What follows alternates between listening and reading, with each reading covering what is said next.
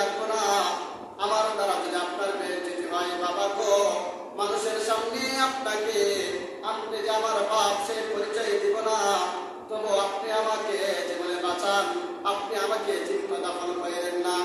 ওই নিষ্ঠুর বাবা তার মেয়ের কথাগুলো না শুনেও তাকে জীবিত দাফন করে দিল। দেখেন জীবিত দাফন করলো মেয়েটাকে। এক পর্যায়ে যখন আল্লাহ তাআলা তাহিয়া কলবিকে দিনের বুজুর্গ কাজল তার ভিতরে রাসূল সাল্লাল্লাহু আলাইহি ওয়াসাল্লামের কাছে আয়েশা তাহিয়া কলবি বলছে, ইয়া রাসূলুল্লাহ, ইয়া হাবিবাল্লাহ, আমি কালিমা পড়ে মুসলমান হয়েছি। তাহিয়া কলবির পূর্বের কুকর্মগুলো রাসূল সাল্লাল্লাহু আলাইহি